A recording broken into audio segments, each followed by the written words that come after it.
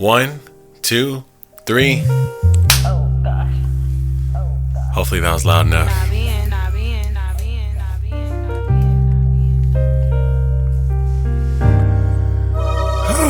Man, it's been a long time coming.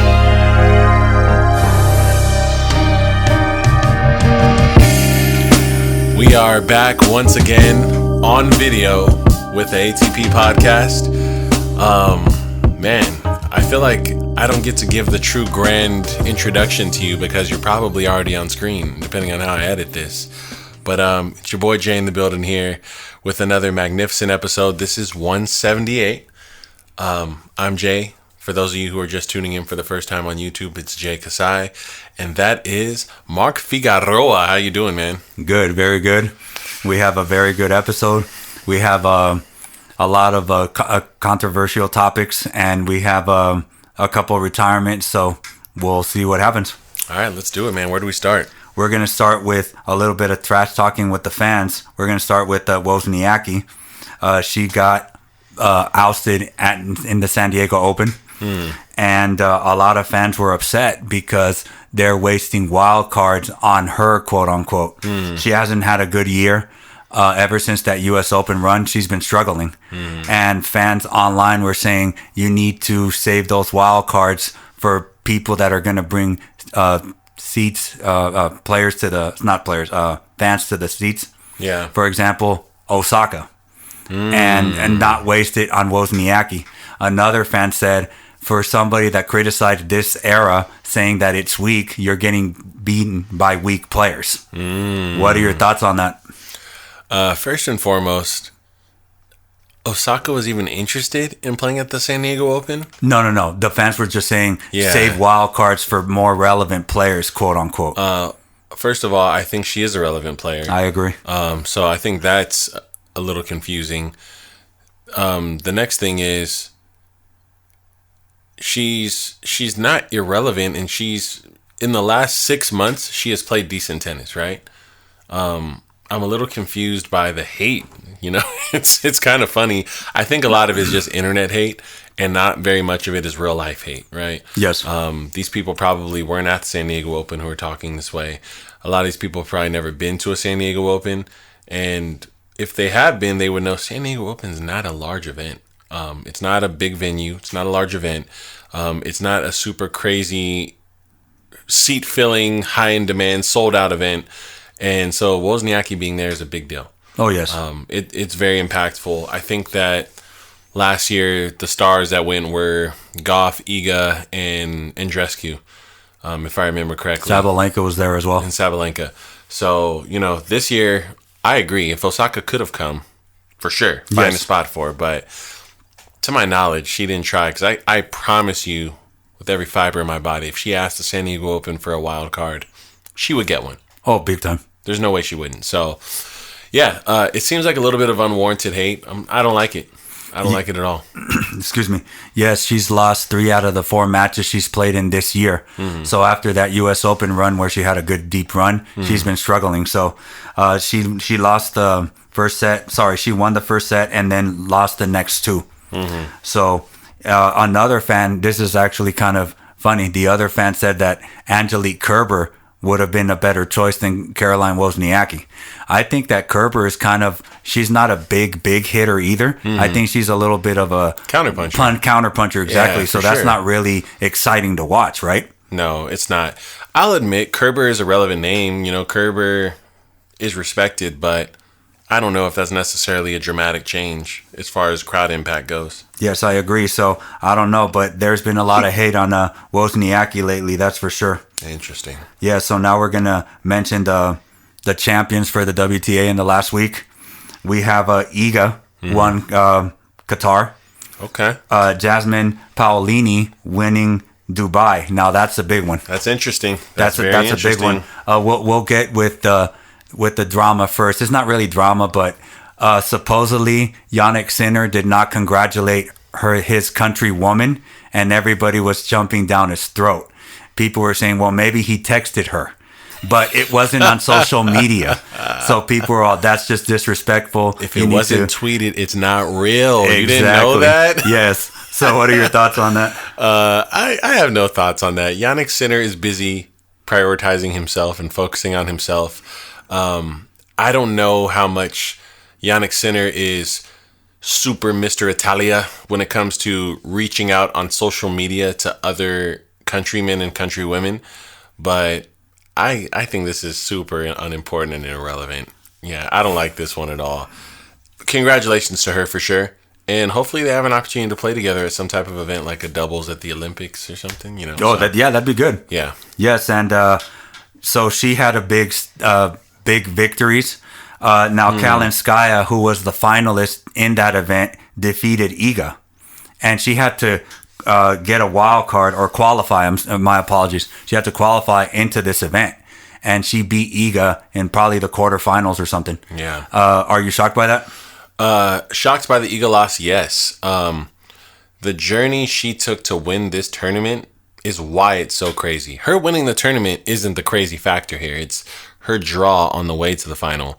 I have it down if you want me to read it off. Yeah, that'd be great. It's very impressive. So, first round, already a crazy match. Hadid Maya. Yes. Next one, Leylah Fernandez. Another crazy one. Maria Sakkari. Another one. Rybakina. Another one. Kirstia. And then Kalinskaya. This looks like a Grand Slam route to a title. This is super alarming for me. So I'm very curious what this means for her journey moving forward to have gone through a draw that insane. You know, that's an incredible story. I think it's the run of the year so far. Yes, of course. Yes, that's a pretty big road to the final for sure. Mm-hmm. So now we have a soccer news. It's not really soccer news, but it's more on his coach. Mm. So they're saying online, I didn't know that she was being coached by Ryan Gosling, because I guess the coach has a very distinctive look and very comparable to Ryan Gosling. So everybody's just on top of that stuff. Have you seen the coach? No, I haven't seen him, but I think he should be the cover of this episode for sure. Yes. So so I thought that was a pretty funny piece of news there. So again, we talked about Iga getting upsetted, so that was pretty good. All right, let me see here. I'm a little curious about how did Iga look during her upset? She looked good. She just got out hit. Got out hit, and I'm going to tell you this. She's definitely improved her service motion. Mm-hmm. That half motion is giving her more time to go up. Mm-hmm. To whereas with full motion, she was struggling to have timing on the ball. Mm. So I think that's a good move. Mm-hmm. So another big piece of news, we did say that Sinyukova and Krishkova were going to split. Mm-hmm. But here, Sinyukova won a tournament with Storm Hunter, so she won with a new partner. Yeah. So I guess she doesn't miss Krishkova that much. They were very successful as a team, though. Yeah. What are your thoughts? It makes me wonder how her partner feels, and it also makes you wonder who was the lead contributor in the partnership and dynamic, right? Yes. And what I mean by that is not who's a better player, but who's more able to adapt and acclimate, playing with other people in other settings and stuff like that. So I'm curious to see how things play out overall. You know, immediate success doesn't necessarily tell anything. Maybe a Grand Slam then? Yeah, that would be interesting. Okay, now here's a very interesting story. So this tends to happen in the WTA a lot. So we have Yumstramska got defeated by Kudermetova 6-0, 1-6, 6-0. So she double bageled an opponent, but she dropped a set. She got breadsticked. Yes. Do you know how often that happens in the WTA? That happens so often where somebody wins 6-0 and then they'll drop the next set 2-6. Now, the double bagel while losing a set in that double bagel has happened 3 times in 3 years. So it's happened once each year. What are your thoughts on that? It's a little weird. To me, it says that someone is having a lot of mental turbulence. That's what it sounds like for me, because there's just not any tactical shifts that say, I'm going to get bageled, wake up, win a set, and then get bageled again. Something has to be going on besides just the tennis itself. Yes. It's a little odd. Yeah, it happens so often, though. I don't understand why it happens so much, but it happens a lot. So now we're going to go on to the men. Now, I thought this was a very interesting stat. We have most ATP 250 titles without winning a Grand Slam. We have Richard. I was about to say Richard. Richard Gasquet with 16. The gasket. Yes, we have Fernando Gonzalez. Okay. Big forehand. Massive huge. lefty forehand. Yes, 11. Okay. Then we have our boy. I know it's not your boy. Casper Ruud with 10. Then we have Kohlschreiber. Hey. Yes. One of my secret favorite Germans. With 8. And then tied with him would be the big man, Ivo Karlovic. Nice. With 8. What do you think of that list? That is a very good list. I like that list. A little funny that Casper Ruud is just nickel and diming his way, through the tour, just beating up on low ranked guys, keeping his ranking points, trying to maintain doing the marathons instead of the sprint. But yeah, that's pretty cool. Karlovic had a very long, lengthy career and had a nice big serve and a chip and charge. And I really didn't expect you to say Kohlschreiber, but that's great. Yes. I like Kohlschreiber a lot. And Fernando Gonzalez, I'm not surprised at all. Yeah. And Gasquet, another. Not surprising. Not surprising in any way. So, yeah, that's a cool list. Yes. So now Andy Murray collected his 500th victory by defeating Shapovalov in the current tournament that they're in right now. So this is the list of wins. Yeah. So we have 783 by Federer. Djokovic has 700. Andre Agassi with 592. Nadal surprisingly only has 518. Yeah. And then Murray 500 by beating Shapovalov. Yeah. What are your thoughts? Very impressive. You know, it speaks to people who spent enough time on tour or people who did a lot of winning in a more short span of time. So I'm surprised to not hear Jimmy Connors there. Yes. He has to have 500 wins, right? I mean, you would think, but he's not on the list. Interesting. I would just assume he had 500 wins because he played so much tennis. Yes. But with that being said, you know, that's a list that I expect Andy Murray to be a part of. A little bit surprised he wasn't already on it, honestly. But, you know, the injuries and stuff like that play a big role. Yes. So, yeah, it's impressive to see some of these records Federer holds. Although his career kind of seemed like it was abruptly halted, you could tell that he didn't have very many injuries or issues while he was active on the tour, and he played a lot of events and tournaments and won a lot of matches. So, yeah, that's a great stat. Now, Murray, after losing the very next round to Ugo Humbert, he said he doesn't have much time left, and he said that he is not sure if he's going to play past the summer. Any thoughts there? Yeah, I think Murray is waiting for a special moment to happen so that he can understand if he wants to maintain motivation and keep going, or if it's going to be an opportunity for him to bow out on a high note. But I think he's just waiting for something. He's not playing bad tennis. He's genuinely not. But I think he's getting tired of the media questions. He's getting tired of the burden from people. And right now he's running off of just sheer love of the game. Yes. So, you know, maybe he's seeing that if he's not playing at a certain threshold, that maybe he'll try to time it with Wimbledon or something like that. Yes, that's going to be his finale for sure. Yeah. Maybe he'll play at the French Open now. He hasn't played in a while. The Olympics, they're going to be at Roland Garros, unfortunately for him, but he may want to play that as well. Yeah. So, and my apologies. This is these guys have won those matches on hard court. Oh, it's a hard court thing. Okay, yes. That explains the stats. Okay. Yes. So there's that. So now we want to congratulate this week's champions. We're going to start one at a time. We're going to start with Sebastian Baez. He won the Rio Open. Okay, Baez. That's where Alcaraz got injured. And we have our big name coming up, but we'll bring him up a little later. Okay. What are your thoughts on Baez winning Rio? I'll be honest with you. Baez has been off my radar. Not a lot of thoughts there, but great job. You know, it's not a small feat to get your title. You know, to get a title win, to collect a trophy. major shout to Baez. You know, there's a lot of other players that we're still waiting for that title from, or players that we respect that took a long time to get a title. And so I don't want it to seem like it's not a great accomplishment. Although I'm not saying it's his first title. I don't know if it's Baez's first title. Yes, I don't think so. I think he's won maybe a 250. Yeah. But that's a pretty big title. I'll have to look that up. Yes, and now the big name from Brazil is Fonseca. He's the Brazilian 17-year-old, and Federer already got a grip on him. He got the ons stuff going on there. Wasted no time. Yes, when you got sponsored by Federer already, you're like a Knights Templar or something. Did you see any of his matches? I did. Incredible ball striking. Yes.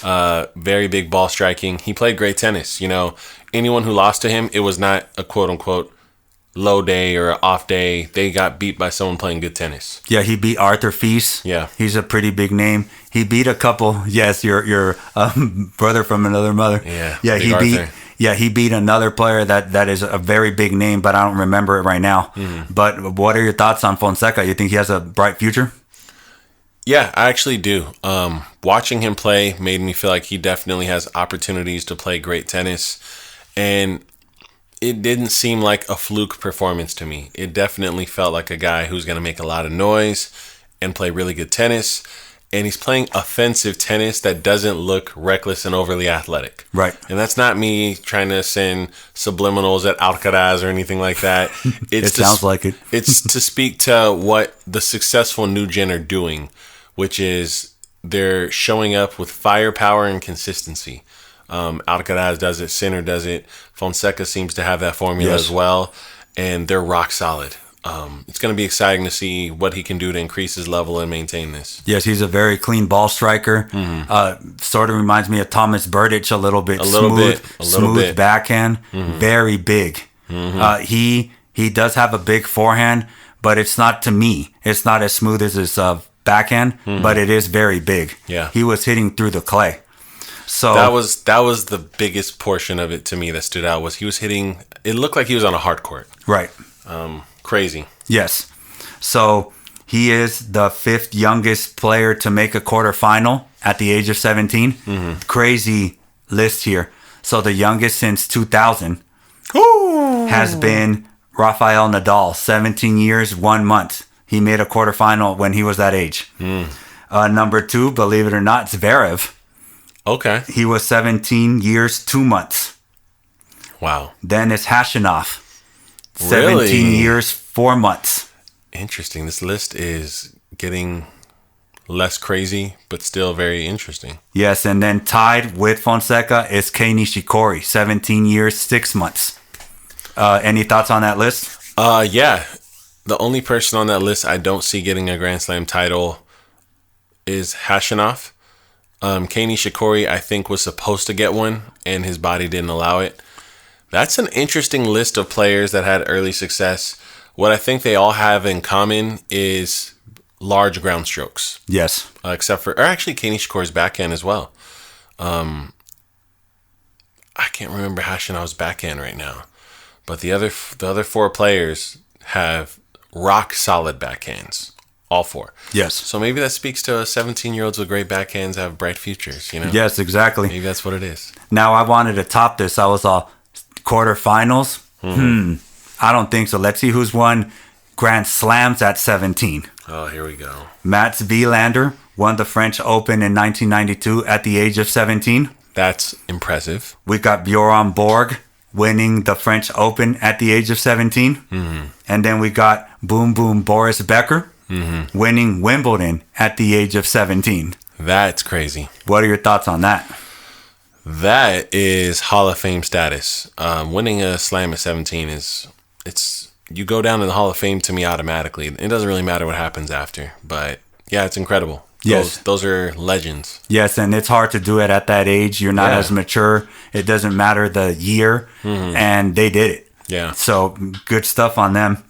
So now this is a pretty big stat here. So we're going to talk about Sinner a little bit, since there really isn't a lot of Sinner news. In the past 52 weeks, these are the records. I'm going to read you some of the guys' records in the top 10 against top 10 opponents. Okay. Zverev is 4-10 in the past 52 weeks against top 10 opponents. Sorry, top 5 players. The top 5 players. Okay, that's more reasonable. Medvedev is 4-7. Alcaraz 6-4. Okay. Djokovic 7-5. Okay. And now Sinner 14-4 in the past 52 weeks against top 5 opponents. What are your thoughts on that? You want to talk about a stat separating yourself from the pack? That is a very, very impressive statistic there.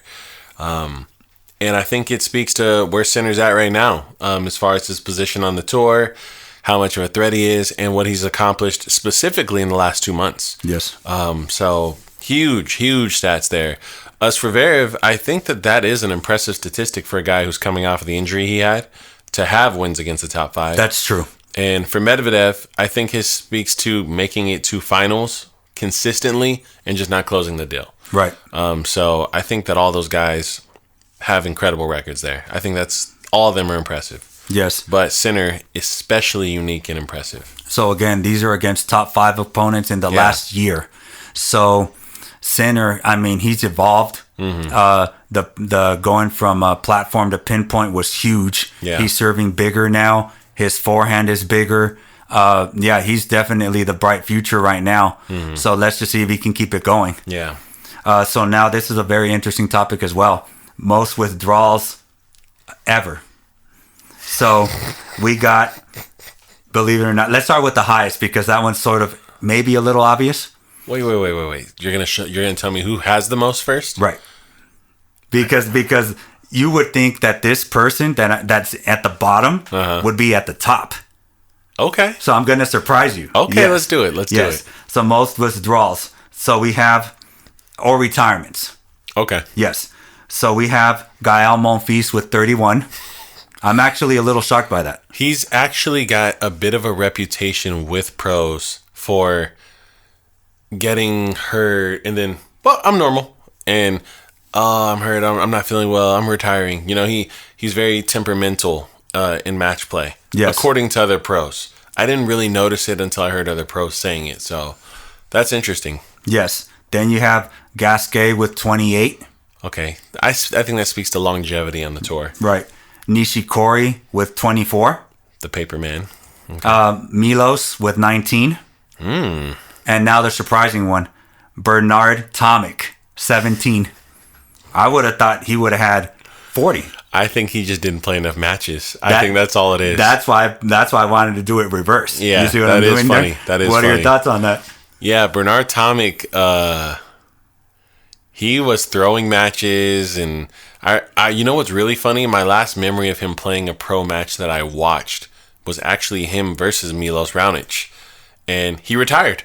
Yes. he retired in the match at Indian Wells. I was there in person watching. So that's hilarious that two of the people from that list, one of them retired when I saw them play last. So Bernard Tomic, interesting guy. Interesting guy to say the least. For sure. The site where I got this stat from said amongst active players, but I don't think Tomic is active. He technically is. I think within the last 6 months he did play at the Challengers level. So maybe that's what they're saying. Okay. I'm surprised Djokovic didn't make this list. Yes, especially with all the retirements when he was younger. Yeah, the early part of his career where he had a huge reputation for it. So in that case, I stand corrected. It's amongst active players then, since Bernard Tomic is active. Yeah. So I know Kei Nishikori is. He's been playing Challengers. Yeah. But I didn't know Bernard Tomic was. So now this is a pretty interesting coaching news here. We have Gilles Simon, who is now coaching or helping to coach Daniil Medvedev. Now, Gilles Simon plays very similar to Medvedev. What I think is one of my most memorable parts of him, and he probably has done more, but he made Djokovic hit 100 errors in a match. But Djokovic still won the match. Yeah. But that's what I most know him for. Yeah. So I think it's a pretty good fit. Do you think it's a good fit? Yeah. Do you have any of the quotes from this coaching situation? I do not know. I don't have the exact quote because I didn't write it down or save it, but Medvedev said this about this join up. He said, "Look, I brought in Gil Simon and I told him the 5 guys I hate playing the most on tour. He came back to me the next day with a list of how to beat all 5. I think I'm going to stick around with this guy." So Gil Simon is clearly a tactical mind and has a game plan and is planning to help maybe shift that statistic you mentioned earlier about beating the top 5. Right. Helping him with more than just... I think that a lot of people are learning the Medvedev play style well and studying it and trying to come up with ploys and tactics to maybe beat him in a final where they can exploit things and have the skill set to do it. They're trying to expose the deep far back return or maybe his shot patterns or his movement, maybe neutralize him. This is going to be a great opportunity for him to get a new perspective and change the way he plays. Now, I saw you react when I said Gil Simon sort of plays similar to Medvedev. You don't think he does? I think that Medvedev has much more weaponry than Simon ever did. I understand where you're coming from with the grinder with the defensive mentality. grinder, yes. I 100% agree with that, but I also do think that Medvedev gets way more free points on serve, and he also does a better job of turning defense into offense. I don't think he necessarily waits for errors. He just doesn't give you any. So I think those are my key differences between them. But I got what you were coming from. Yes, for the most part, Medvedev has admitted it himself. He really doesn't go for much. Yeah. And he decides to play super defensive to begin with. Yeah. Now, if he feels a little bit of pressure, then he'll hit harder and then see what he can do. But he says that if he doesn't have to, he won't. Yeah. So that's why I was sort of going with that comparison there. And honestly, making Djokovic make 100 errors in a match, Insane. that stat speaks to itself. Yeah, absolutely. Yes. So before going to the other tournaments, we're going to mention the Los Cabos real quick. So Zverev was in a 3-hour, 40-minute match in Los Cabos. Jeez. And he ended up losing that match to the eventual champion, Jordan Thompson. Any thoughts on that match? That is a long match for a best of 3. Yes. But, losing in a best of 3 like that, it's heartbreaking and it's frustrating, but I don't draw a lot from that. I don't think it's necessarily concerning news or pivotal news. You're losing by points at that point. So, I don't remember do you know what the scoreline was? I don't. Okay. I'm sure there was tiebreakers or single breaks involved in that match play. So, unfortunately, I didn't catch that match, but I wouldn't take much from it. Long matches that you lose, it is what it is. Yes. Now, congratulations to Jordan Thompson, who ended up winning Los Cabos. Yeah. Any thoughts on that? No. Good news for Jordan Thompson. I like Jordan Thompson. Australian, right? Yes. Okay, yeah. I like Jordan Thompson. I do enjoy his level. I do enjoy his play. Which reminds me, I did look up Baez. Baez now has 5 total titles. Okay, there you go. Yeah, so I missed that detail earlier. But yeah, good for Jordan Thompson and congratulations. Yes, exactly. So Michelson in that same tournament, that's the next Gen Z, the American. He stunned de Minaur, who is now in the top 10. That's pretty big news. That's a big win. And that's upcoming American. I think he's going to make some noise. I do too. What are your thoughts? Yeah. Is it Mitchelson or Michelson? I think it's Michelson. Michelson, okay. Yeah, I like him.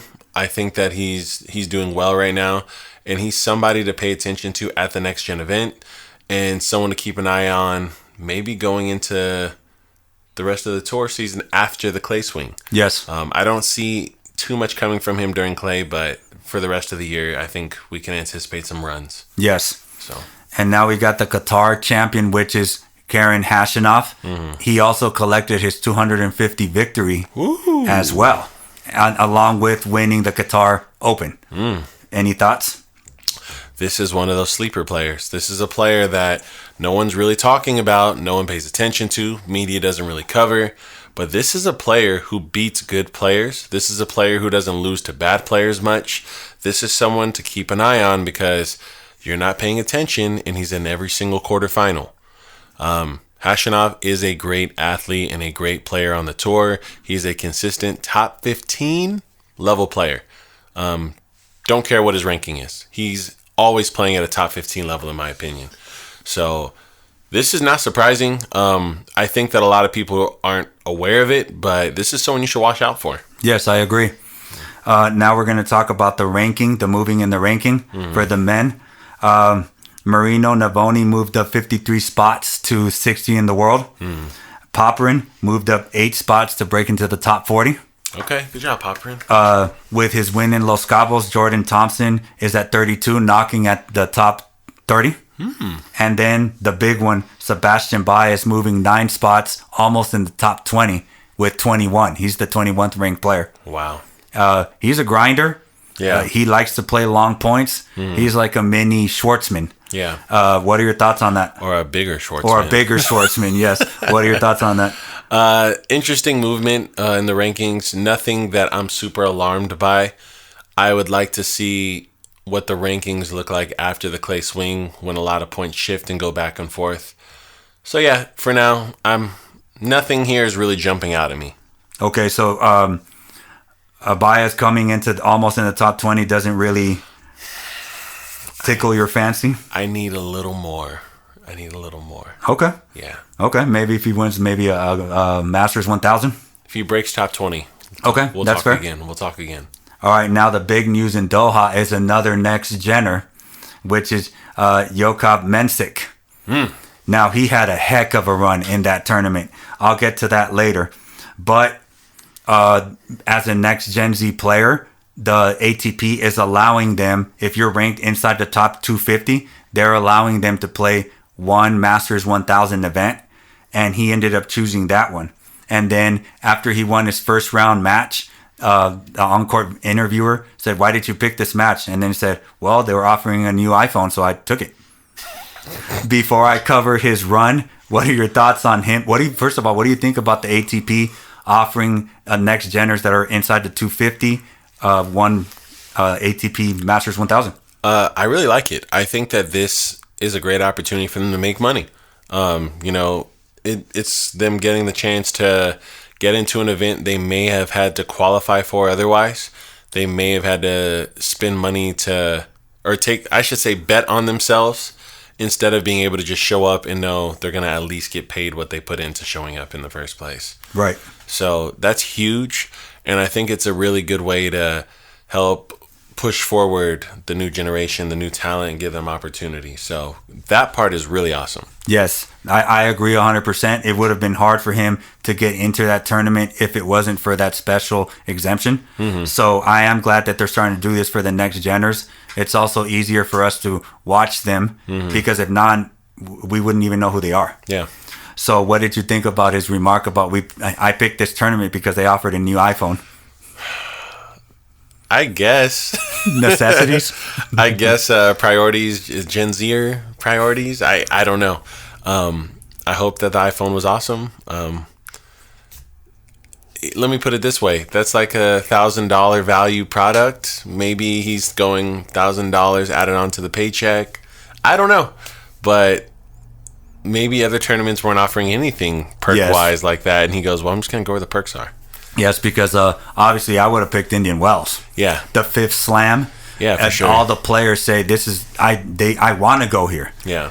Nadal's coming back. Djokovic. Yeah. It proves that this is the place to be, but I don't think they're offering new iPhones. So they're definitely not, because if you have the right performance at Indian Wells, you could probably land endorsement deals. Yes. So, but this would have been the one I would have chosen. I agree. But moving on with more of his tournament, he was the first person. He's 18 years old, so he's the youngest man to defeat a top 5 player since Alcaraz in 2021. Okay. So it's been 3 years. Any thoughts on that stat? Not any very, very profound or no hot takes, no crazy thoughts. Okay. But I do think that it was a valid win, and I'm curious. What do you have any takes on what you think his future is going to be? I think it's going to be a good one. Yeah. I think that stat is saying that the new generation is now stepping up and they're coming in more. And the 18-year-olds to 21-year-olds, our crowd, are actually making noise. Yeah. So I think that was very important. So he did end up losing to Hashinoff. That was the final. Yeah. And he ended up losing. But he definitely had a good run for sure. That's a great loss. Yes, especially the way Hashinoff was playing in that tournament. Yeah. Now, let me see here. I wanted to go over his run. All right, here we go. So, again, in the first round, he had his 50. He made his top 50 win, defeating Davidos Fokina. Great win. Then he defeat two-time champion Andy Murray. Great win. Then he enters the top 100 for the first time ever. Mm-hmm. Then he defeats world number 5, Andrei Rublev. Huge win. Huge win. And then he defeats Gael Monfils in the semis to make his Masters 1000 final. That's extremely impressive. That is a great run. All those players are successful tennis athletes. All of them. And this is only his third event. And he's 1 out of 3 making it to the final. What are your thoughts on that? That's hard to compete with or beat. You know, that's a great story. And all those guys that he took out are guys that are a threat today to anyone on the tour. So, huge shout out to him. You know, this is a run worth talking about. Yes, it is a great run, and hopefully he makes more noise. So before the last topic that I bring up, is there anything you'd like to add? No, I got nothing at the moment. Okay. In that case, the last topic for us is Tiafoe. Now, he was asked by Tennis TV what he thinks the hardest individual sport is. And he said, it's tennis by far. He said that you're out there alone. Mm-hmm. You never know how long a match is going to be. That's a very big point. There is no shot clock. You can be out. A match could be either 2 hours, 5 hours. Now it won't be 5 days anymore since there's a fifth set tiebreaker. Mm-hmm. So it won't be that long. Mm. He also said you have nobody to look at but yourself. Mm-hmm. And that's what makes tennis hard, unlike any other sport. Mm-hmm. What are your thoughts on his comment? So first and foremost, I'm a tennis player. I love his comment. I really do. But it's still wrong, right? Me being someone who's a fan of all sports, me being someone who's a multi-sport athlete, I can tell you right now, what he means to say is tennis is tougher than team sports. I agree with that part. Okay. I do think it's tougher than all team sports. I really do.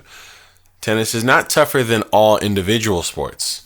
There are other sports where it's just more difficult in general, and I would start with combat sports. I think that mixed martial arts and boxing, and I would even go as far as maybe saying, and this one is debatable for sure, unlike the others, maybe even ice hockey. Okay. I might even go that far just because of how much physicality and dynamics are required and speed. But for sure, mixed martial arts and boxing require maybe a very comparable level of technique. When you do mixed martial arts, there's more variety in technique. And now it's not only you out there by yourself. Every time you lose a point, it's a punch in the face. We're talking about there being a time limit because there has to be a time limit. It's not, it's a marathon. You have to run so much to be a combat sports athlete. You have to be very intelligent. There's no one to pass the ball to. And you run the risk of getting your brains clobbered, so I'm sorry, Tiafoe. I give tennis top 8 most difficult sports in the world. Top 8. Now, in order to get out of a boxing match, you're going to have to get knocked out unless you make it to the end. Yeah. And they train hard. Mm-hmm. For an hour match. They train I've seen it to where they train 15 hours, 20 hours, and it's constantly moving, and it's difficult. So, yes, I agree with you 100%. Yeah. So, a fan said, I don't know, try hitting a 102 mile an hour fastball, then try hitting an 81 mile an hour curveball. Mm-hmm. And this fan was saying that baseball was harder. Mm-hmm. Well, Tiafoe had backup. Mm. He had Ben Shelton coming to the aid, and he said try returning a 147 mile an hour serve to the body. Then try returning a second serve that's 85 miles an hour that kicks 6 feet up or moves to the side. That was his response to that fan. Mm-hmm. What are your thoughts on that? Do you agree? First and foremost, Ben Shelton's serve kicks way higher than 6 feet. I've seen it in person. Next up, look, I have familial background in professional baseball, and I will say this: hitting 101 mile per hour fastball is harder than returning a serve. I believe that. Nothing else in the sport of baseball is at that level of difficulty besides that single aspect. But here's the thing: if you're having trouble batting that day, you have a full roster of other people to attempt it also with you, so you can still win that game. In tennis, if you can't get that serve in play, you lose the match. And that's just what happens. And that's why it's more difficult. I think the act of hitting a baseball is harder than the act of returning a serve. Although they're both probably in the top 8 most difficult acts of physicality in sports. They're probably coming at you at the same second time. Yeah. So maybe, yes, for sure. Now, what do you think about the fan saying try hitting a 82 mile an hour curveball, and then Ben Shelton saying, well, try hitting a kick serve that's 85 miles an hour? Is that comparable? I don't think so. I think that the kick serve is easier. Okay. I think you're gonna lose that point. You know, like what you do with that kick serve is totally different from returning the kick serve, right? Okay. Versus with the curveball, I do think that batting against a professional top level in the world pitcher is tougher than returning serves. I do. But like I said, I just think that single act doesn't make the entire sport encompassed around it more difficult exclusively. You know, there's all the other acts in baseball to me are just professional level sports activities. They're not the toughest things in the world to do. Got you. You know, they say the toughest thing in all professional sports was beating Nadal at the French Open. Right. Come on, you know, we could maybe say returning maybe the greatest pitcher in the world's fastball. Maybe that's in the top 5 most difficult things to do. But, you know, I just can't agree. I think tennis is tougher than baseball, and it's not close. Okay. Now I'm going to make an argument with you. Okay. It's not an argument, but it's more, it's funny. Well, I guess the kick serves have definitely slowed down, because in the 90s, there were Mach 90s and Mach 10s, 110, 115 miles an hour. Yeah. Kick serves, 6 feet high. So why do you think they slowed it down? Because even Djokovic is serving 79 mile an hour kick serve, and he's getting away with murder. Yeah. And in the 90s, they were serving Pete, 115, average second serve. Why has it slowed down? I don't know if it's necessarily racket technology or court surface changes, or them realizing that there's a sweet spot of miles per hour versus reward and payout for consistency that is slowing down the kick serve. I mean, these guys pay analysts now to tell them what's working and what's not working. Is it worth having 3 extra double faults in your match if you're going to get the same result from your opponent's serve return going 20 miles per hour slower? I'm not sure if that's the exact reasoning, but it just seems like a very valid thought process, which is it's your second serve. How slow and how high percentage can I go without losing the offensive positioning when I get the serve in play? Especially when you have as much action as a Ben Shelton. You're right. There's no reason to try to crank and win the point with a second serve. The objective of a second serve is almost never to win the point with that shot. It's to set up the point. Right. So I think that slowing it down was actually very smart. That's fair. Especially when the ball is out of your strike zone. It doesn't matter if it's 20 miles an hour faster or 30 miles an hour faster. It's out of your strike zone. Yeah. So it's going to be harder to strike the ball to begin with. Yeah. Now, in the 90s, again, the big servers, Goran, Pete, they didn't double fault as much, for sure. And slowing it down definitely helped Djokovic, because he would give you a double fault a game. But now, since he's slowed it down to 79 miles an hour, he doesn't double fault. So that's a good point that you brought up. Yeah, and then doesn't that add a little bit additional mental pressure? Right. into I'm not getting anything for free from this guy. Yes. I've gotta show up every single server turn. So I think that's meaningful. I agree. That's pretty much all I got. Yes. I have some fun stuff I want to bring up as bonus content, but I'm Okay. thinking we end the episode here, Okay. and then I talk to you about some bonus content. Okay. In that case, I hope you guys were entertained. ATP, thanks for watching live.